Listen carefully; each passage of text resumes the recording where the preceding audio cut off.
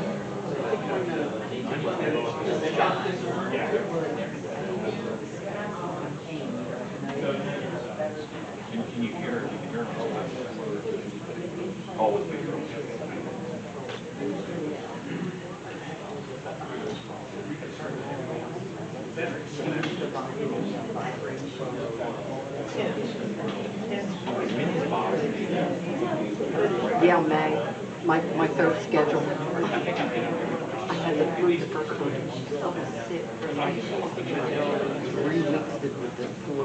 Jesus, worst flu I ever had. Well, no. I had it just bad when my son was about 3 years old. He's 52 now. And then the second time, I didn't like to tell you about it and the doctor said, you're going to hell at that. So I made an appointment with the doctor to get the operation until I thought that guy. So I see that. I didn't see the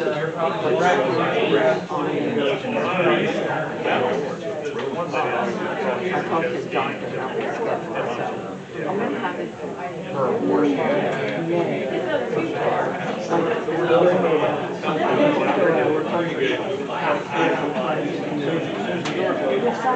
No, my husband did not. We go out very country a lot. Yeah, we try to leave the United States. That's for the meeting. It was like a soft movie. What rights and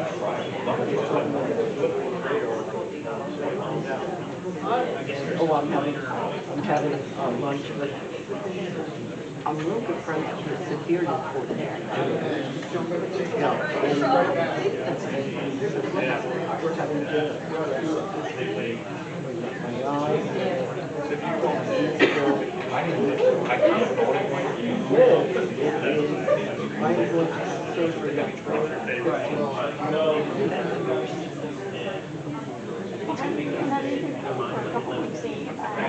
Well, it's going to be about 6 weeks that I could probably it's not that once it's healed.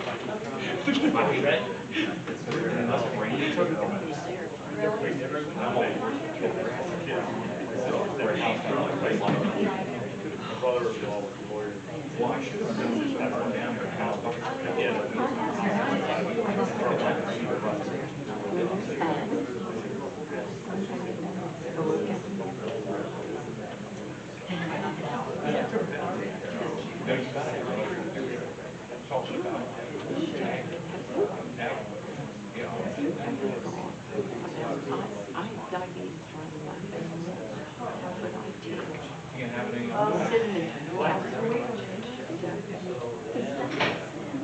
cinnamon actually is good to reduce your, yeah.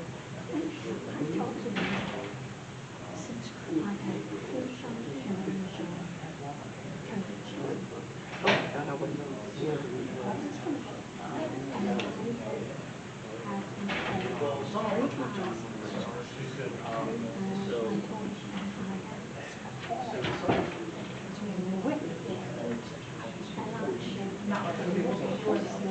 Yeah. We got J&J, the one shot, and after that, nothing. I won't get anything.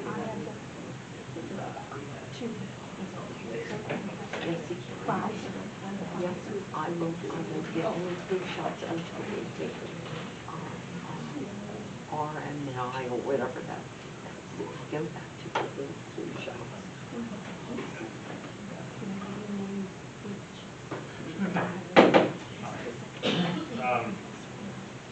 Alloway Creek's David Koppenauer was not coming back to finish his book. We'll give a further update later. Everything hopefully will be all right. Ms. Patrick. No. So Danielle's going to be out dealing with the situation, but she will be back, yes. And her request was by the way. Okay, good evening, everybody. Just a few quick brief updates. Story walk, we're looking at an April installation. So we have some local people that are stepping up to help us with that, and we're looking forward to getting that in. We have an event on May 4th that's our listing at Littlestown, a great cake day, which will support our Dolly Parton Imagination Library Initiative. And current numbers are 214 registered, and we have 26 that have graduated out of that program. So, because they turned on. And so our numbers continue to grow. And exciting news coming at a station near you soon. Further to that, we're gearing up for our June 13th Fun Fest event that we work with the Adams County Library, and which we sponsor a fun tent. And we're going to be having Cat in the Hat and the Cookie Mouse and Macy are going to be joining us this year, and usually these high school students in those costumes and give out free books to the kids in the community. This time of the month tends to be a busier time this month into April, as we are gearing up for our grants. So I thought I'd spend a little time explaining to you what our grants are. One of the things I will tell you about the Thunderbolt Foundation board members, you only see me, but they always have the best interests of our students in mind in everything that they do. They think of the district, they think of the community, and they want to do what is the best for them. And it's always in the forefront of all of their decision making. They listen to all the different points of view from everybody in the members, and they work so well as a team, and their sight is on the main priority, which is always the students. So that's where these grants come into play. So the grants that are coming up that we offer is the triple I grant that teachers are applying for. We've had, I think, 4 teachers that have applied for that grant so far this year. And a lot of that grant is providing innovative learning opportunities for the students within the classroom. We have a runway grant. Teachers can do any time of the year, and that's when they come up with that project, and there's no funding for it, but they have this great idea. They need a little bit of money to help get going with that. They can apply for that throughout the year. Our students, they really like applying for grants. We have 9 that have applied for lightning grants. And these are grants that they apply for school organizations, athletic teams that they belong to. So anything from FBLA to student council to sports teams to help their teammates and help their teams to become better, go to conferences. So we have, the students are really taking advantage of those opportunities for them. We have coaching grants to help support our coaches that would like to enhance their teams with, going to clinics and learning new information to bring back. We have building grants, which we provide for our building principals, so that if they have a project or something special coming up, like middle school used it for a skating party this year. So we give those out every year to our building principals. And then new this year, and to be coming out soon, is a new teacher grant. And this is for any new teacher to the district, whether they are first year or new to the district. So whenever you're coming into the district, you're starting up a classroom, there's always some of those things that you need. And this grant is to help support those new first year to the district teachers and helping them to, get started and jumpstart into the school district. So that is an update where we are. All of these grants, they're first and foremost to put the children first. And that is the purpose behind all of these grants, and working on them, getting the money out into the hands of where it needs to go to do the best for the children. So that is my report. We have a meeting this week, and I have a feeling that next month I'll have a very exciting report. Anybody have a question? You did say if we have a clothing donation, we can go directly to Community Aid and tell them. I'm sorry. You said if we have a clothing donation outside of the one you do, we can go to Community Aid and tell them to give you. Correct. Okay. So if you go to Community Aid and you go for their drop-off point and you just say Thunderbolt Foundation, they will credit us. Okay. And all the money still will go from us to Rick's Harvest. Okay, thank you. Thank you. All right.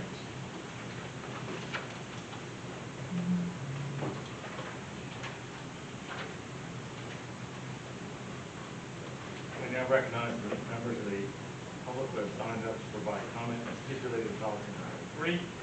When your name is called, please approach the podium, state your name, confirm that you're a resident or taxpayer in the district, and copy the discussion to the record. Please direct your comments to the board as a whole, not an individual. We ask that you limit your comments to 5 minutes or less. If you wish to speak may be revoked, interrupted, or a recess of the meeting may be called by the chair if the speaker does not observe reasonable decorum in order to comment. Thank you. And no, nothing. Ms. Yeager?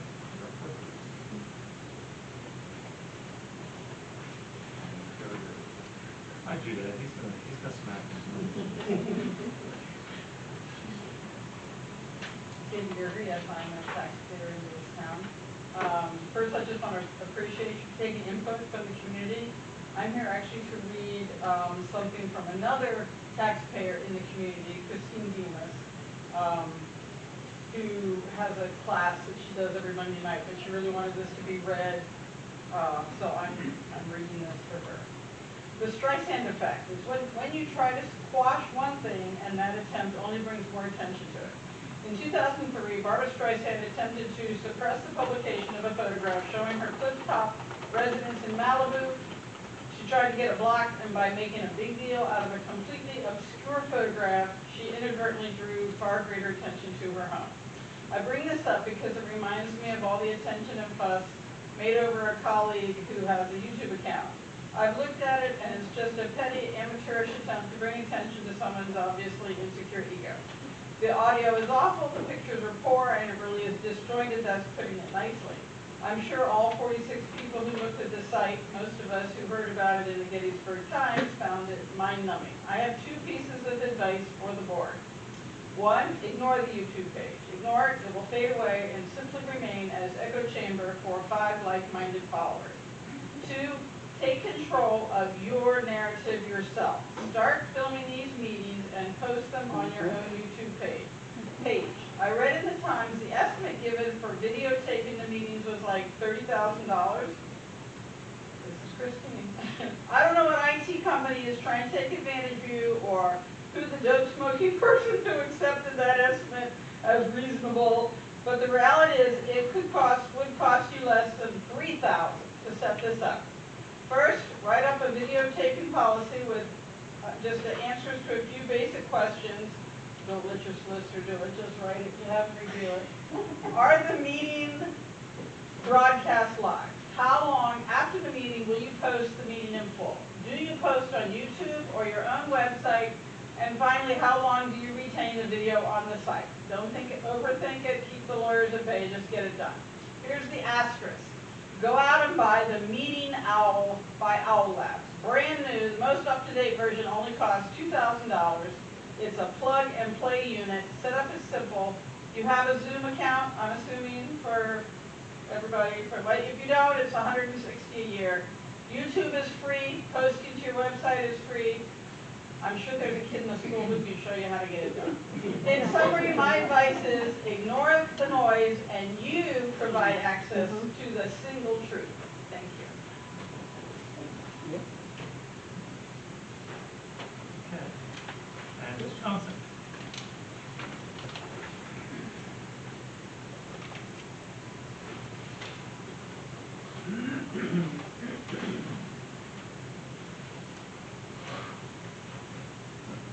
My name is Suzanne Johnson. I'm a district parent, resident, taxpayer, and voter. This is National Sunshine Week, which is observed to educate the public about the importance of open government and the dangers of excessive and unnecessary secrecy. This is extremely important when our school districts, public officials repeatedly violate the PA Sunshine Act, preemptively delete public records to avoid disclosure, and use other tactics to limit transparency. As public officials, you serve the public, yet somehow you think you have authority beyond what is provided by law. You are violating your legal obligations and responsibilities to the residents of this school district with your abuses of power and attempts to silence and intimidate the very taxpayers you are supposed to be serving. Last week, the school board president and superintendent illegally interrupted my Sunshine Act challenges. This violation of the Sunshine Act was particularly egregious because during the May 13, 2024 work session, the school solicitor already advised this board president that anyone can make a Sunshine Act challenge at any time during an open meeting. In that instance, Thompson the tyrant and our child porn solicitor permitted the use of a mirror that prevented the public from being able to see school board member Janelle Ressler in violation of the PA Sunshine Act. Following the board president's abuse of power last week, the gavel-wielding tyrant needs to correct the record by making a public statement acknowledging that pursuant to section 710.1c, any person can make a challenge of a perceived violation of the PI Sunshine Act at any time during an open meeting of this school board. I'm also extremely concerned by this district's standard operating practice to delete records to avoid disclosure. Regarding school board emails, in November 2024, Mr. Thompson indicated that solicitors from Stock and Leader advised board members to, quote, always delete them from the top, then you don't have anything to give anybody. These are public records we're talking about. This isn't the intent of the law put in place to ensure open government. According to the PA Office of Open Records, quote, improperly deleting or destroying agency records before or after a right-to-know law request has been filed could result in bad faith finding by court or in criminal charges where appropriate. Why is the school district trying so hard to avoid transparency? In a break from prior precedent, Thompson the Tyrant also decided that the June 10 and August 12, 2024 board work session agendas would prevent public access to the draft agenda and related documents for the following week's regular board session. This was a violation of the Sunshine Act because the work session's agendas didn't list each matter of agency business that would be or may have been the subject of deliberation at the meeting, such as the purchase agreements that were in fact discussed during the work sessions. These agenda omissions reduced transparency and accountability, limited public review, and suppressed public feedback. Another example of excessive and unnecessary actions to limit transparency is this board's implementation of reporting guidelines that violate the PA Sunshine Act and freedom of the press rights in the First Amendment. These guidelines include rules that aren't reasonable nor necessary for the conduct of its meeting and the maintenance of order. The designated recording location is not reasonable because the entire board can't be seen and heard. By limiting recording to that back right corner, you can't see all those people sitting over there. You also can't hear everything if you set up where the tripods are supposed to be set up because there's an air conditioning vent blowing down. These recording guidelines must be revised to include only rules that are reasonable and necessary. For example, the designated location is not necessary as parents of the students of the month and other community members have been recording from wherever they were seated without interfering with the conduct of the meeting or maintenance of order. Your repeated attempts to impede on our rights guaranteed by the U.S. Constitution, the PA Sunshine Act, and the Right to Know Law will not be tolerated. As a board, you have failed to hold the superintendent and your fellow school board members accountable. 5 of you are running for re-election, and it's clear we don't need more of the same attempts